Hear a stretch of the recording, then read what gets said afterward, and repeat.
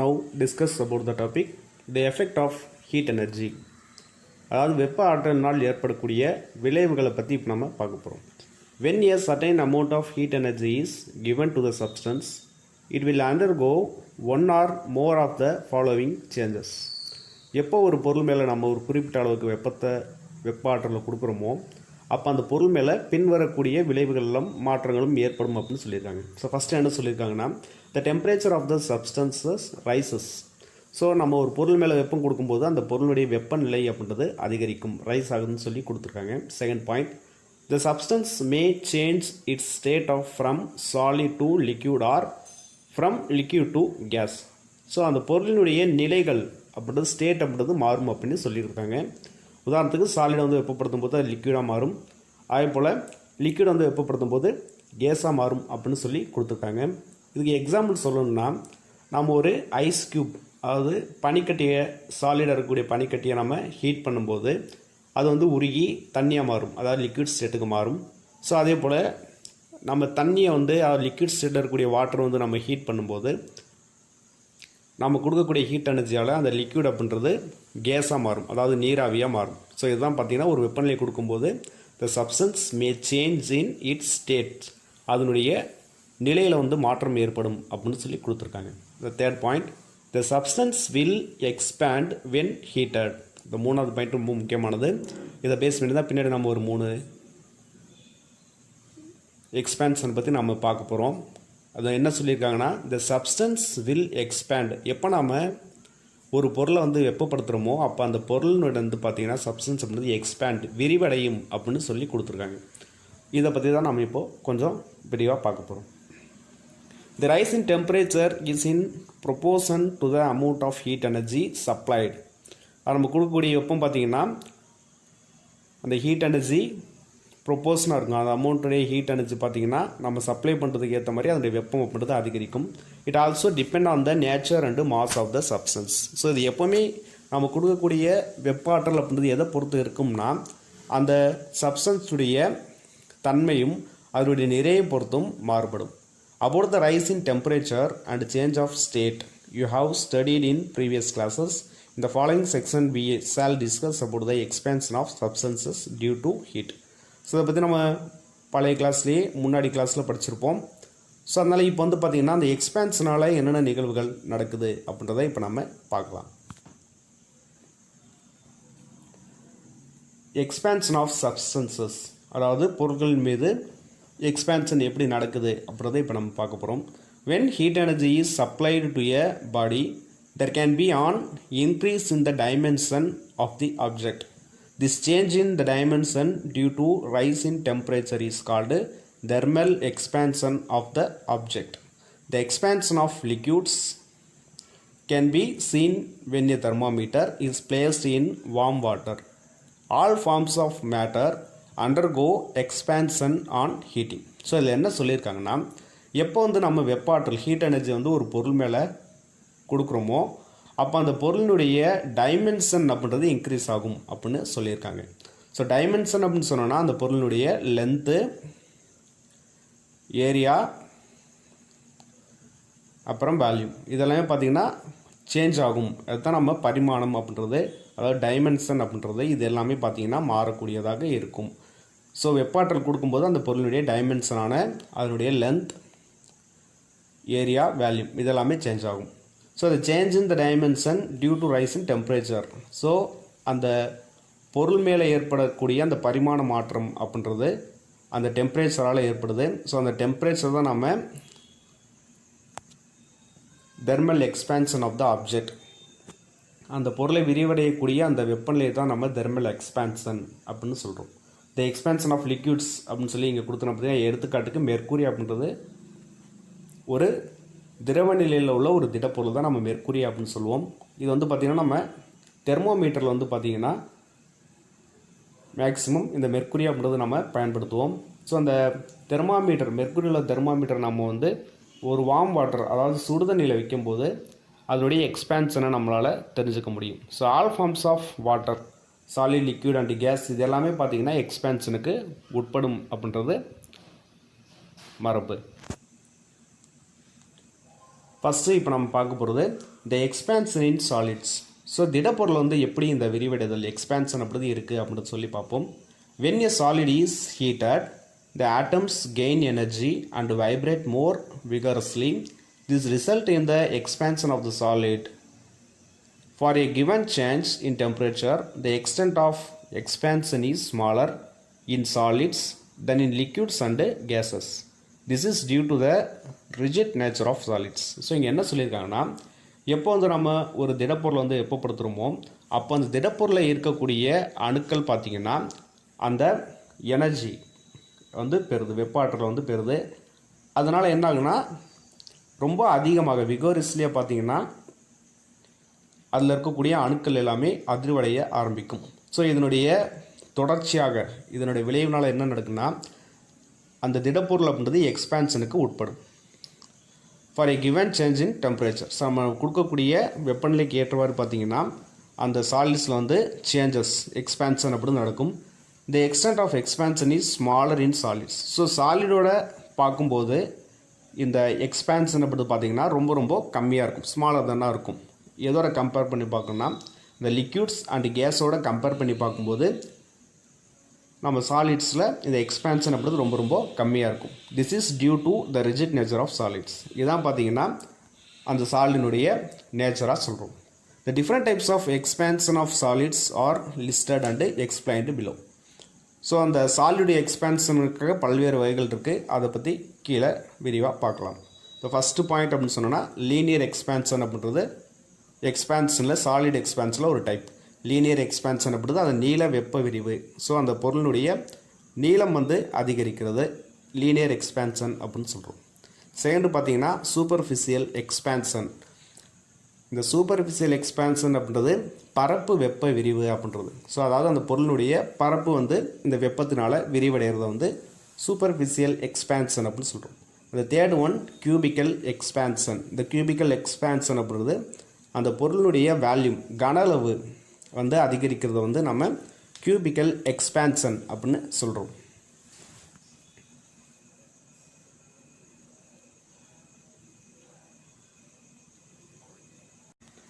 அதே போல் இந்த கியூபிக்கல் எக்ஸ்பேன்ஷனை கனளவு வெப்ப விரிவு அப்படின்னு சொல்லலாம், அல்லது பருமன் வெப்ப விரிவு, அதாவது அந்த பொருளினுடைய பருமனில் ஏற்படக்கூடிய விரிவையும் கியூபிக்கல் எக்ஸ்பேன்ஷன் அப்படின்னு சொல்லலாம். ரெண்டு விதமாகவும் சொல்லலாம். ஸோ ஃபஸ்ட்டு இதில் நம்ம பார்க்க போகிறது லீனியர் எக்ஸ்பேன்ஷன். ஃபஸ்ட் நம்ம லீனியர் எக்ஸ்பேன்ஷன் என்னன்னு சொல்லி பார்க்கலாம். when a body is heated or cooled, the length of the body changes due to change in its temperature. Then the expansion is said to be linear or longitudinal expansion. So எப்போ வந்து நம்ம ஒரு பொருளை வந்து வெப்பப்படுத்துகிறோமோ அல்லது குளிர்படுத்துகிறோமோ cool பண்ணுறோமோ அதனுடைய நீளம் லென்த் அப்படி பார்த்திங்கன்னா அந்த பொருளுடைய லென்த் அப்படி சேஞ்ச் ஆகும். எதை பொறுத்துனா நம்ம கொடுக்கக்கூடிய டெம்பரேச்சரை பொறுத்து அந்த பொருளுடைய நீளத்தில் வந்து சேஞ்சஸ் அப்படிது இருக்கும், மாற்றம் அப்படிது இருக்கும். So then the expansion is set to linear or longitudinal expansion. So அந்த எக்ஸ்பேன்ஷன் அந்த விரிவடை தான் நம்ம லீனியர் எக்ஸ்பேன்ஷன் அப்படின்னு சொல்லலாம், அல்லது லாங்கிடியூடினல் எக்ஸ்பேன்ஷன் அப்படின்னு சொல்லலாம். அதாவது நீள வெப்ப விரிவு, அதனுடைய நீளத்தில் ஏற்படக்கூடிய விரிவை தான் நம்ம இந்த மாதிரி லீனியர் எக்ஸ்பேன்ஷன் அப்படின்னு சொல்கிறோம். ஸோ அடுத்து பார்த்திங்கன்னா the ratio of increase in length of the body per degree rise in temperature to its unit length is called as the coefficient of linear expansion. அதாவது என்ன சொல்கிறாங்கன்னா, ஓரளவு வெப்பநிலை உயர்வால் ஒரு பொருள் ஏற்படக்கூடிய நீளத்தில் மாற்றத்திற்கும் முன்னாடியே அந்த பொருள் இருந்த ஓரளவு நீளத்திற்கும் இடையே உள்ள தகவலை தான் நம்ம கோஎஃபிஷியன்ட் ஆஃப் லீனியர் எக்ஸ்பேன்ஷன், அதாவது நீள் வெப்ப விரிவு குணகம் அப்படின்னு சொல்கிறோம். The SI unit of coefficient of linear expansion is Kelvin power -1. The value of coefficient of linear expansion is different for different materials. So அந்த லீனியர் எக்ஸ்பேன்ஷன் அப்படி பார்த்தீங்கன்னா ஒவ்வொரு மெட்டீரியல்ஸுக்கும் ஒவ்வொரு மாதிரி மாறுபடும். ஸோ இதான் பார்த்தீங்கன்னா L0 நீளம் உள்ள ஒரு ராட் ஒன்று நம்ம கன்சிடர் பண்ணிக்குவோம். ஸோ இதனுடைய லென்த் அப்படி பார்த்தீங்கன்னா L0 அப்படின்னு இருக்குது. ஸோ இப்போ வந்து இந்த ராடை ஹீட் பண்ணும்போது இந்த ராட் இங்கேருந்து எழுதுறதுக்கு எக்ஸ்பேன்ஸ் ஆகுது. ஸோ இப்போ இதனுடைய டோட்டல் லென்த் பார்த்தீங்கன்னா கேபிட்டல் எல் அப்படின்னு சொல்லி வச்சுப்போம். இது வந்து பார்த்திங்கன்னா T0 அப்படின்றது சாதாரணமாக அந்த ராடுடைய டெம்பரேச்சர் T0 அப்படின்னு சொல்லியிருக்கோம். ஸோ இப்போ பார்த்திங்கன்னா அந்த வெப்பநிலை மாற்றம் நம்ம டெம்பரேச்சர் கொடுத்தோம் பார்த்திங்களா, அந்த வெப்பநிலை மாற்றம் பார்த்திங்கன்னா T = T0 + ΔT. So ΔT என்ற அளவுக்கு நம்ம வெப்பநிலை வேறுபாடு கொடுத்துருக்கோம். ஸோ அதை நம்ம எப்படி எழுதலாம்னா, the equation relating the change in length and change in temperature of a body is given below. So அதற்கான ஈக்குவேஷனை கீழே கொடுத்துருக்கோம். ஸோ ΔL அப்படின்றது சேஞ்ச் இன் லென்த், அதாவது அந்த பொருளில் ஏற்படக்கூடிய இந்த நீளத்தில் ஏற்படக்கூடிய அதிகரிப்பு தான் நம்ம ΔL அப்படின்னு சொல்லி வச்சுருக்கோம். ஸோ L0 அப்படின்றது பார்த்திங்கன்னா அதனுடைய இனிஷியலாக அதனுடைய லென்த்து தான் நம்ம L0 அப்படின்னு சொல்லியிருக்கோம். It's equal to αL ΔT. So இதில் ΔL அப்படி பார்த்திங்கன்னா சேஞ்ச் இன் லென்த் இது கொடுத்துறோம் பார்த்திங்களா, ஹீட் பண்ணுறது மூலமாக இங்கேருந்து இந்த அளவுக்கு எக்ஸ்பேன்ஷன் ஆகிருக்கு, இதான் நம்ம ΔL அப்படின்றோம். அதுக்கடுத்து L0 அப்படின்றது ஒரிஜினல் லென்த். ஸோ வெப்பப்படுத்துறதுக்கு முன்னாடி அந்த ராடுனுடைய ஒரிஜினல் லென்த் அப்படின்றது L0. ΔT அப்படின்றது சேஞ்ச் இன் டெம்பரேச்சர். ஸோ நம்ம வெப்பநிலை கொடுத்தோம் பார்த்திங்களா, இது ஆரம்பத்தில் இருந்த வெப்பநிலைக்கும் ஸோ நம்ம வெப்பநிலை கொடுத்தோம் பார்த்திங்கன்னா அது இரண்டுக்கும் உள்ள வேறுபாடு தான் நம்ம ΔT அப்படின்னு சொல்கிறோம். αL அப்படின்னு பார்த்திங்கன்னா the coefficient of linear expansion. இது வந்து நம்ம αL அப்படின்னு நம்ம இதை சொல்கிறோம், அதாவது coefficient of linear expansion அப்படின்றது. நெக்ஸ்ட் நம்ம பார்க்க போகிறது சூப்பர்ஃபிஷியல் எக்ஸ்பேன்ஷன். சூப்பர்ஃபிஷியல் எக்ஸ்பேன்ஷன் அப்படின்றது அந்த பொருளினுடைய பரப்பில் ஏற்படக்கூடிய வெப்ப விரிவு தான் நம்ம சூப்பர்ஃபிஷியல் எக்ஸ்பேன்ஷன் அப்படின்னு சொல்கிறோம். If there is an increase in the area of a solid object due to heating, then the expansion is called superficial or aerial expansion. So நம்ம வந்து வெப்பநிலை வந்து அந்த பொருள் கொடுக்கும்போது அந்த பொருளுடைய ஏரியா, அதாவது பரப்பு அப்படின்றது பார்த்திங்கன்னா அதிகமாகுது, அதாவது இன்க்ரீஸ் ஆகுது. ஸோ இந்த எக்ஸ்பேன்ஷனை நம்ம சூப்பர்ஃபிஷியல்னு சொல்லலாம் அல்லது ஏரியல் எக்ஸ்பேன்ஷன் அப்படின்னு சொல்லலாம். Superficial expansion is determined in the terms of coefficient of superficial expansion. So இதை எப்படி சொல்லலாம்னா, the ratio of increase in area of the body per degree rise in temperature to its unit area is called as coefficient of superficial expansion. அதாவது இதனுடைய தமிழாக்கம் என்னென்னா, இந்த ஓரளவு வெப்பநிலை உயர்வால் பொருளின் பரப்பில் ஏற்படக்கூடிய மாற்றத்திற்கும் ஏற்கனவே அதனுடைய ஓரளவு பரப்பிற்கும் இடையே உள்ள தகவலை தான் நாம் coefficient of superficial expansion அப்படின்னு சொல்கிறோம். The coefficient of superficial expansion is different for different materials. So அதே போல் அந்த coefficient அப்படின்றது பார்த்திங்கன்னா ஒவ்வொரு மெட்டீரியலுக்கு ஏற்ற மாதிரி மாறிட்டு இருக்கும். The SI unit of coefficient of superficial expansion is Kelvin power -1. So இந்த யூனிட் பார்த்திங்கன்னா Kelvin power -1. இந்த Kelvin power -1 அப்படின்றது லீனியர் எக்ஸ்பேன்ஷனாக இருந்தாலும் சரி, சூப்பர்ஃபிஷியல் எக்ஸ்பேன்ஷனாக இருந்தாலும் சரி, அதே போல் வேல்யூம் எக்ஸ்பேன்ஷன் அப்படின்னு சொல்லக்கூடிய எல்லாத்துக்குமே இந்த கெல்வின் பவர் -1 தான் வரும். அதே போல் the equation relating to the change in area and the change in temperature is given below. So இது எப்படி அப்படின்னு சொல்லி பார்ப்போம். ஸோ இப்போ A0 அப்படின்னு சொல்லி கொடுத்துருங்க பார்த்தீங்களா, இதுதான் ஆக்சுவலாக அந்த பொருளினுடைய ஏரியா, இது வந்து A0 அப்படின்றது. ஸோ இப்போ பார்த்திங்கன்னா நம்ம இந்த பொருளை வந்து A0 அப்படின்ற ஒரு பொருளை நம்ம வெப்பப்படுத்தும் போது என்ன ஆகுனா, இந்த க்ரீன் கலர் தெரியுது பார்த்திங்களா, அந்த அளவுக்கு இதனுடைய ஏரியா அப்படின்றது எக்ஸ்பேன்ஷன் ஆகுது. ஸோ இதுதான் நம்ம ΔA/A0 = αA ΔT அப்படின்னு இங்கே நம்ம சொல்கிறோம். சில ΔA அப்படின்னு சேஞ்ச் இன் ஏரியா, அதாவது இந்த ஏரியாவில் ஏற்பட்டக்கூடிய மாற்றம், அதாவது இந்த இரண்டுக்கும் முடிவில் வித்தியாசத்தை தான் நம்ம ΔA அப்படின்னு சொல்கிறோம், இந்த சேஞ்ச் இன் ஏரியா. இது எப்படி சொல்லலாம்னா, final area minus initial area. அது இனிஷியல் ஏரியாவும் இந்த ஃபைனலாக ஹீட் ஆன பிறகு அது எக்ஸ்பேன்ஷனான அந்த ரெண்டையுமே மைனஸ் பண்ணும்போது நமக்கு இந்த ΔA அப்படின்றது நமக்கு கிடைக்கும். ஸோ A0 அப்படின்றது பார்த்திங்கன்னா ஒரிஜினல் ஏரியா. ஸோ ஹீட் பண்ணுறதுக்கு முன்னாடி அந்த ஆப்ஜெக்டுடைய ஏரியாவை தான் நம்ம A0 அப்படின்னு சொல்கிறோம். ΔT அப்படின்றது பார்த்திங்கன்னா சேஞ்ச் இன் டெம்பரேச்சர். ஸோ ஆரம்பத்தில் இருந்த அந்த பொருளுடைய வெப்பநிலை, இறுதியாக இருந்த அந்த பொருளுடைய வெப்பநிலை, இது ரெண்டுக்கும் இடையே உள்ள டிஃப்ரெண்ட்டாக தான் நம்ம ΔT அப்படின்னு சொல்கிறோம். அதையும் கொடுத்துருக்காங்க, இந்த final temperature minus initial temperature. Last alpha என்று பார்த்திங்கன்னா coefficient of superficial expansion.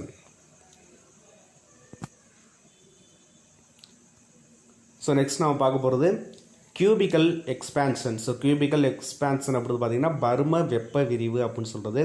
If there is an increase in the volume of a solid body due to the heating, then the expansion is called cubical or volumetric expansion. So அதனுடைய பருமன் அல்லது அதனுடைய கன அளவு அதிகரிக்கிறத நம்ம என்ன சொல்கிறோம்னா cubical அல்லது volumetric expansion அப்படின்னு சொல்கிறோம்.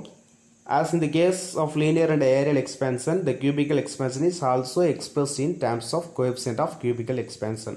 எப்படி நம்ம linear and aerial expansion சொன்னோமோ அதே போல் cubical expansionையும் எக்ஸ்பிரஸ் பண்ணதுக்கு நம்ம இந்த coefficient of cubical expansion நம்ம பயன்படுத்துகிறோம். ஸோ இந்த cubical expansion அப்படி பார்த்தீங்கன்னா the ratio of increase in volume of the body per degree rise in temperature to its unit volume is called as the coefficient of cubical expansion. அதாவது இந்த ஓரலகு வெப்பநிலை உயர்வால் பொருளின் பருமனில் ஏற்படக்கூடிய மாற்றத்திற்கும் ஏற்கனவே அதனுடைய ஓரலகு பருமனுக்கும் இடையே உள்ள தகவத்தை நம்ம பரும வெப்ப விரிவு குணகம் அதாவது coefficient of cubical expansion அப்படின்னு சொல்கிறோம். ஸோ இதனுடைய அலகு பார்த்தீங்கன்னா this is measured in Kelvin power -1. So the equation relating to the change in volume and the change in temperature is given below. So நம்ம முன்னாடி பார்த்தா அந்த ரெண்டு எக்ஸ்பான்ஷன் மாதிரி தான் இதுக்கும் delta V by V naught equal to alpha V delta T up formula நம்ம use பண்ணிக்கிறோம். ஸோ இந்த டெல்டா V என்பது பார்த்தீங்கன்னா சேஞ்ச் இன் வேல்யூம் அதாவது அதனுடைய வேல்யூம் பருமனில் ஏற்படக்கூடிய மாற்றம். ஸோ ஃபைனல் வேல்யூம் மைனஸ் இன்சியல் வேல்யூமோட நமக்கு டிஃப்ரெண்ட் கண்டுபிடிக்கும் போது நமக்கு இந்த சேஞ்ச் இன் வேல்யூம் அப்படி கிடைக்கும். ஸோ இங்கே ப்ளூ கலரில் கொடுத்துருக்காங்க பார்த்தீங்களா, இதுதான் வந்து இனிஷியலாக அதனுடைய வேல்யூம் V நாட் அப்படின்னு சொல்லி கொடுத்துருக்காங்க. இந்த வெள்ள அவுட்லைன் போட்டிருக்காங்க பார்த்தீங்களா, அது வந்து அதனுடைய எக்ஸ்பான்ஷனால் உருவான பருமன். இந்த நெக்ஸ்ட் V நாட் அப்படிது பார்த்தீங்கன்னா ஒரிஜினல் வேல்யூம். ஸோ V நாட் அப்படிது பார்த்தீங்கன்னா ஒரிஜினல் வேல்யூம். டெல்டா T அப்படிது பார்த்தீங்கன்னா சேஞ்ச் இன் டெம்பரேச்சர். ஸோ அது வெப்பநிலையில் ஏற்படக்கூடிய மாறுபாடு. அதாவது இந்த ப்ளூ கலரில் இருக்கும்போது இருந்த வெப்பநிலைக்கும் இந்த டெல்டா V அளவுக்கு இன்க்ரீஸ் ஆன பிறகு இருந்த வெப்பநிலைக்கும் இடையுள்ள வேறுபாடு தான் நம்ம டெல்டா T அப்படின்னு சொல்கிறோம். அடுத்தது ஆல்ஃபா V அப்படிது இந்த கோஎஃபிஷியன்ட் ஆஃப் கியூபிக்கல் எக்ஸ்பான்ஷன் அப்படின்னு சொல்கிறோம்.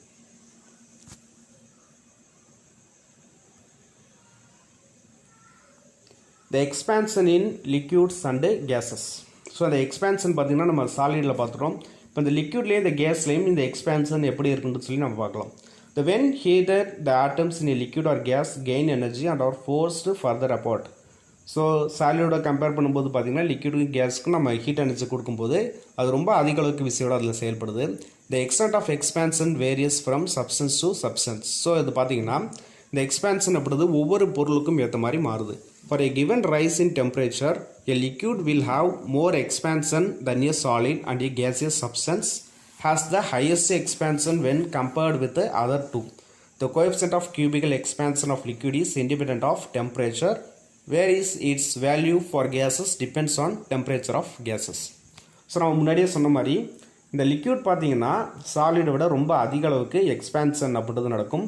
ஸோ ஹையஸ்ட் எக்ஸ்பான்ஷனாக இருக்கிறதால the coefficient of cubical expansion of liquid is dependent. So நம்ம இந்த பரும வெப்ப விரிவு அப்படின்றது பார்த்தீங்கன்னா அந்த வெப்பநிலையை பொறுத்து இருக்காது அப்படின்னு சொல்லியிருக்காங்க. ஆனால் அந்த கேஸுக்கு பொறுத்த வரைக்கும் பார்த்தீங்கன்னா depends on temperature of gases.